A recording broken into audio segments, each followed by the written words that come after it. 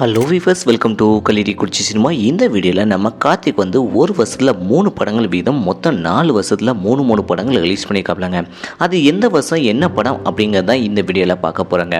அதுக்கு முன்னாடி நம்ம சேனல் வீடியோவை இப்போ தான் ஃபஸ்ட் டைம் பார்க்குறீங்கன்னா நம்ம சேனல் வீடியோவை ஃபுல்லாக பாருங்கள், லைக் பண்ணுங்கள், கமெண்ட் பண்ணுங்கள், சப்ஸ்கிரைப் பண்ணுங்கள், கூடவே இருக்கிற பெல் ஐக்கானை மறக்காமல் கிளிக் பண்ணுங்கள். வாங்க வீடியோக்குள்ளே போகலாம். நம்ம கார்த்திக் 1 இயரில் 3 படங்கள் மொத்தம் 4 வருஷம் 3 படங்கள் ரிலீஸ் பண்ணியிருக்காப்லங்க.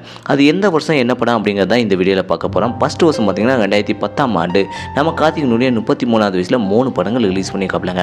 அதில் ஃபர்ஸ்ட் படமாக பார்த்தீங்கன்னா 1000ல் ஒருவன் அப்படிங்கிற படம் தாங்க. இந்த படத்தை டைரக்டர் செல்வராகவன் டைரக்ஷன் பண்ணிக்காப்ல.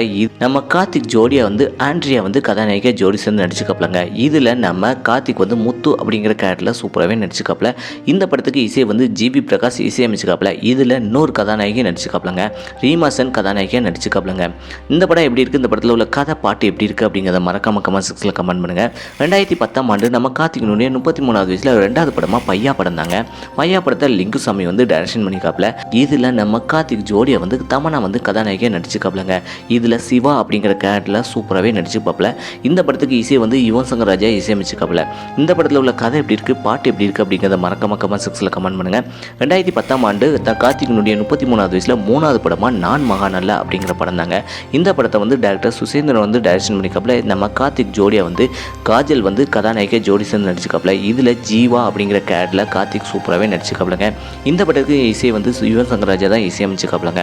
2வது வருஷமாக 3 படம் வீதம் 2013வது வருஷம் தாங்க. 2013வது வருஷம் கார்த்திகினுடைய 36வது வயசில் அலெக்ஸ் பாண்டியன் அப்படிங்கிற படம் ரிலீஸ் பண்ணியிருக்காப்லங்க.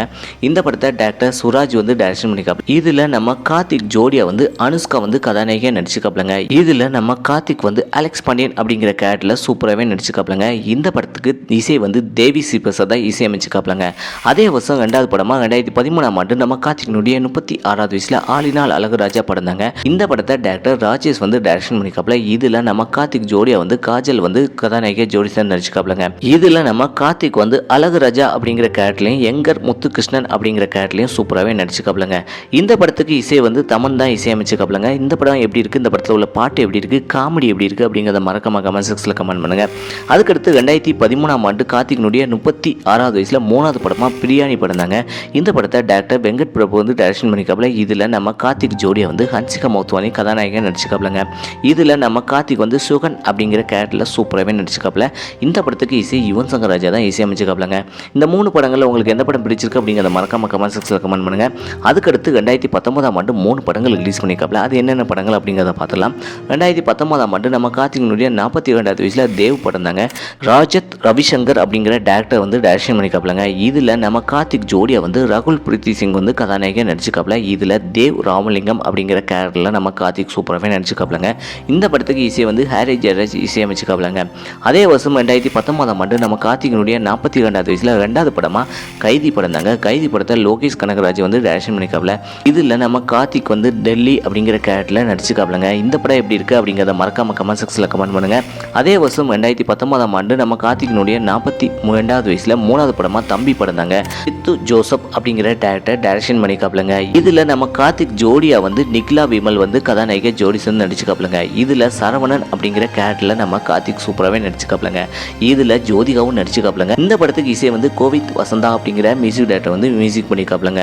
இந்த படம் எப்படி இருக்குது, இந்த படத்தில் உள்ள கதை எப்படி இருக்குது அப்படிங்கிறத மறக்காம கமெண்ட் செக்ஷனில் கமெண்ட் பண்ணுங்க. அதுக்கடுத்து 2023ஆம் ஆண்டு தாங்க. 2023ஆம் ஆண்டு 3 படங்கள் ரிலீஸ் பண்ணிக்காப்ல நம்ம கார்த்திக். அதில் ஃபர்ஸ்ட் படமாக 2023ஆம் ஆண்டு நம்ம கார்த்திகினுடைய 46வது வயசில் பொன்னியின் செல்வன் 2 தாங்க.